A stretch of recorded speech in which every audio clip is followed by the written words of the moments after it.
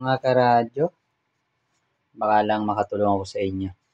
Tingnan nyo ang inyong mga Yaiso 29 series na kapag ating scrolls down yan, scrolls down sagad, wala kayo nakikitang metro dito. So, nag-upper lang yung B. Sa BC na yan. Oh. I-scrolls down natin, walang metro na nag-a-appear. Ayun, may napitik-pitik pero nakasagad dyan. Kasi yung iba, pag in-scrolls down mo, BC meter tapos sagad yung metro. So, paano gawin yan? Sundan nyo lang yung aking instruction. Okay, una-una. At may mga setting na babaguhin. Una-una, batayin muna natin. Yan. Then, ang i-press natin yung DW at saka MW sabay. Then, press on. Ayan. So, isa-isahin natin kung ano ang setting nito. So, nasa RF tayo. Press muna ng isang press. So, 9B. Okay. Sundan nyo lang yan. Okay. Adjust natin yung knob. TN. Press natin tong MW. 00. Okay. And then, balik ulit natin sa TN. Then, knob. TL. Press natin. A0. So, yun lang sundan nyo. Sunod-sunod. And then, S1 or 51. 30. Okay.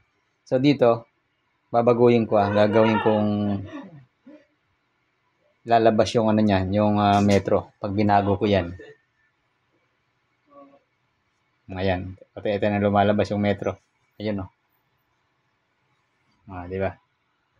Ayan.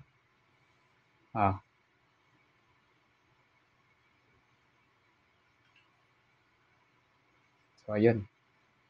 So, ang akin, ang pinili ko, ayan, ito lumalabas yung metro.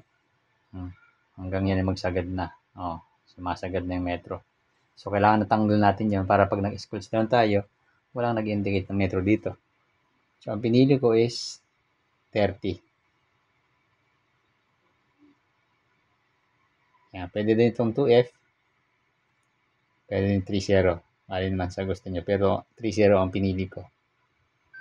Then, S9.